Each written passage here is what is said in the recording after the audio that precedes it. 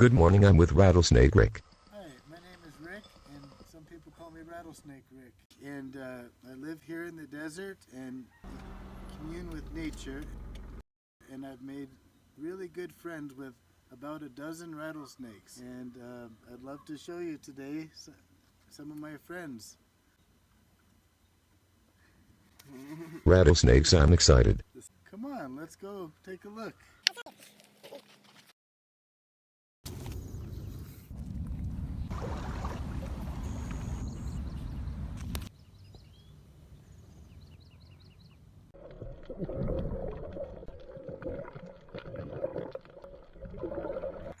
We're looking for Rick's regular and friends. As I carefully look around for rattlesnakes, both Rick and his dog are walking towards the same spot. They found something. Wait, did you find one already? Right here. Whoa. Look. Wow, it's right there, I didn't even see it. He's literally picking the rattlesnake up.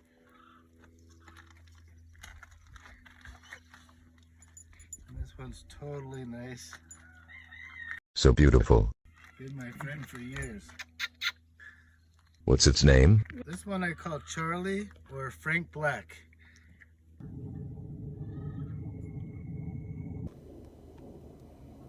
I give him tickles. Rattlesnake Rick casually rubbed Charlie's chin like that.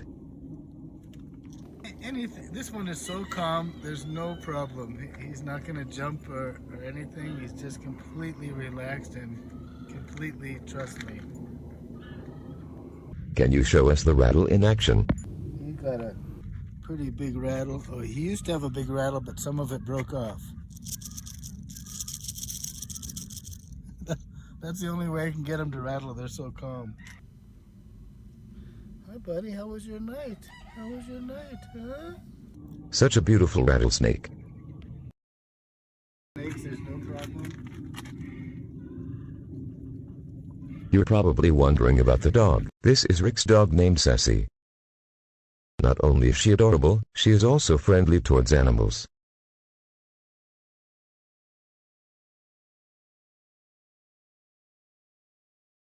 From what you can see, she loves to admire animals of different species just like some of us do. Instead of attacking venomous snakes, Sassy will hang out with them, and it's obvious that she even has compassion for one of the most despised animals in the world. Rick knows that she likes to sniff them, so he lets her do so safely. Rattlesnakes can bite in defense, but since Sassy is being respectful, they saw no reason to bite. She even knows to give the rattlesnake some space when needed. Other than her special heart, she's still a dog that loves to play and gets excited about simple things. How did you start your relationship with rattlesnakes? It started at the first time my dog seemed to get along with one first, and then that sparked the interest, and I wondered if I could eventually get along with them too. But it took me many years to get the guts and to figure out how to handle them.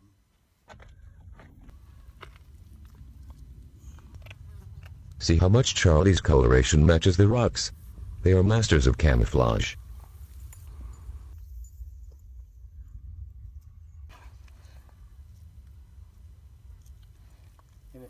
This looks aggressive really, but it's really not. He's just curling up and getting comfortable again and establishing his little spot. He's just waiting for a bird and some lunch. It's such a beautiful thing, the way they coil up. And most of the time they have the rattle underneath him, like he knows he's not even going to need it. There you go, Charlie. That comfy? This one I know so well, I don't even need the hook to pick him up. I just reach down and pick him up with my hand. I know he knows me, and I can feel right when I touch him if they're tense or if they're relaxed or anything. So we've established a nice communication and relationship. This whole thing is crazy. Rick found his friend immediately. Maybe in just a minute he actually found one. He asked me to pet a do. Totally fine. Feels like a real rattlesnake. Do you want to pet him? It's good sized. I'd say he's 3 feet I've ever seen. Maybe not quite 4 feet. If I think too much about wanting to find one, I never find them. But if I don't think about it, they show up everywhere.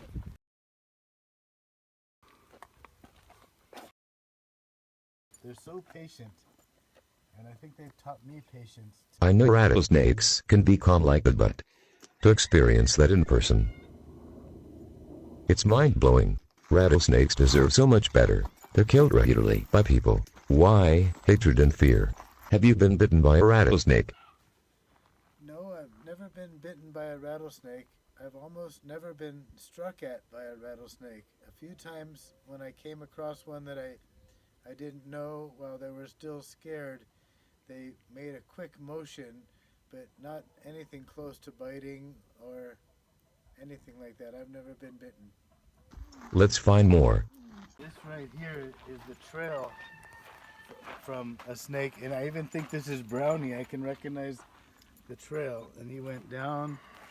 These kind of areas here are where they like to hide out, so oftentimes this is where I might find them, in a place where there's lots of hiding spots. Well, let's go hang out in the living room and we'll listen for blue jays. All of us were chilling for a little bit and chatted with each other. Peacock eggs. It's time to look for them again. Hopefully we can find more Rick's friends. Look.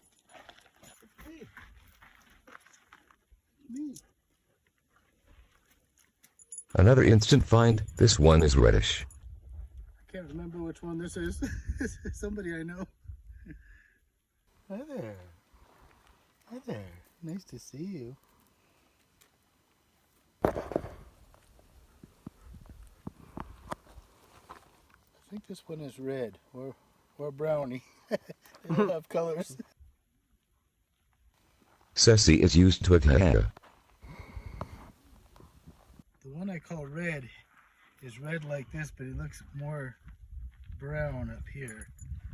And Bossy had a little scar, Grumpy had a little scar up here, so I think that might be who it is. Hi Grump, yeah.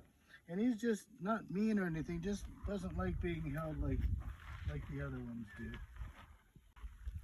But he's very nice. Yeah, I think this might be Grumpy because he's got this little wound right here. But he's already shed like once or twice since I've seen him last. He was just coiling up in there, but no rattling, no freaking out or anything. He's very relaxed.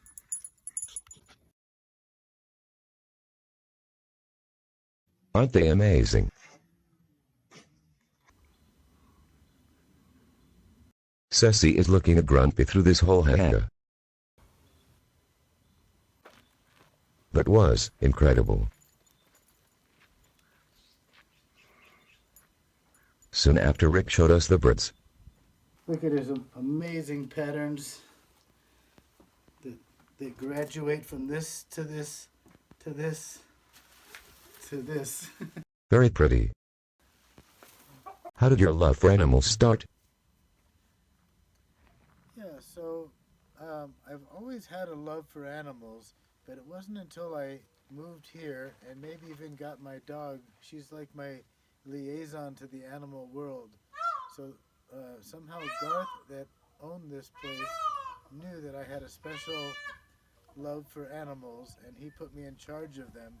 So he seemed to know it before I did, and eventually I just got really into it, starting with chickens, and then I had some golden pheasants and peacocks, and then the rattlesnakes were just the next thing that was interesting to me. But I wouldn't say I had a particular interest. I've always liked snakes, but nothing particular.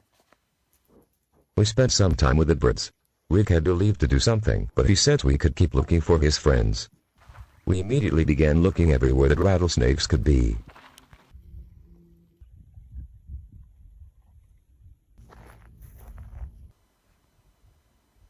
There is a lot of diversity here, that's for sure. Check out this tail simultaneously scratching the ground. A couple of quails. We found Grumpy again, haha.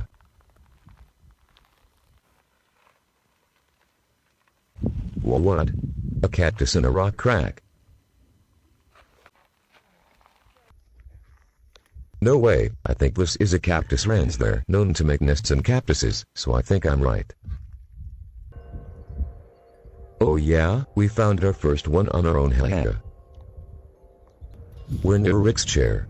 Rick told us that sometimes they will slither up to him. It saw us and tried to hide. I contacted Rick and he confirmed it was Brownie.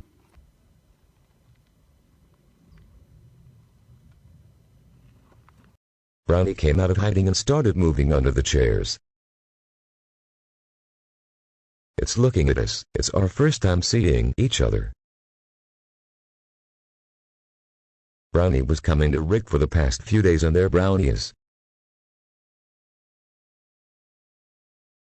It seems like Brownie was waiting for Rick.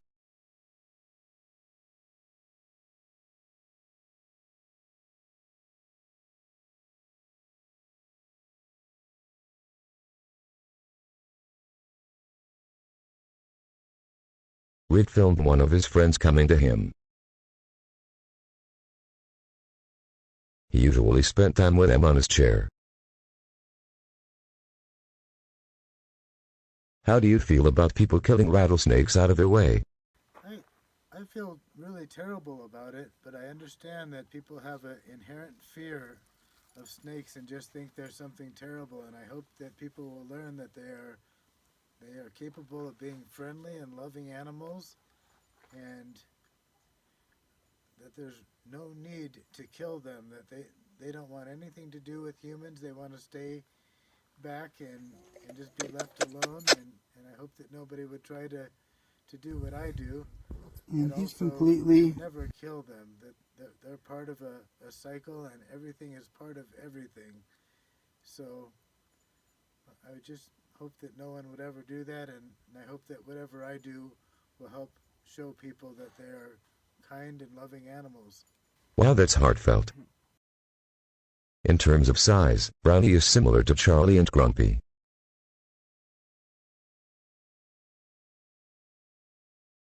It can tell that we're not Rick. They have excellent sense of smell, believe it or not. Later it went under the crate again.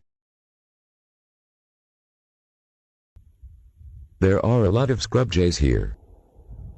After some moments later, Brownie began moving again. The way it's slithering is mesmerizing. It went under another chair, which is interesting. We had to give the rattlesnake some space. Brownie kept moving forward. Southwestern speckled rattlesnakes commonly live in the deserts and prefer rocky areas like here. Here's some rocks for Brownie. These rattlesnakes are speckled and often are colored like their environment. Oh, Brownie had to double check that whole haha, that was funny. They're very excellent in camouflage. They're blending so good that it's scary. Luckily, they don't want to bite us, no, but you really have to watch out for them. They can change their colors to really blending. Taking advantage of their camouflaging superpower, they can ambush on prey like lizards, fast lizards, squirrels, small mammals, birds, and even large lizards. Their venom is primarily hemotoxic, meaning they attack your blood. To be clear, they use their venom only for hunting and defensive purposes. They would rather save their venom for prey and use their rattle instead to warn. But that's not always the case. It was nice meeting you, Brownie. The goal is not to show you that you should catch rattlesnakes. Never do that. We want to show that, you know, rattlesnakes aren't out to get you. They wouldn't bite you for no reason, and we really want more people to see that they're animals, not monsters.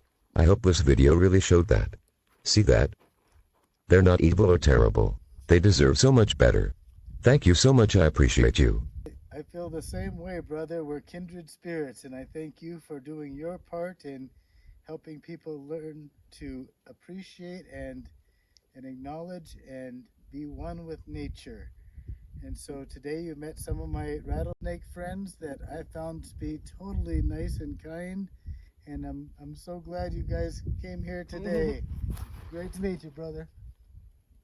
Until next time, embrace your animal mode. And I hope to see you again soon. We'll do this again.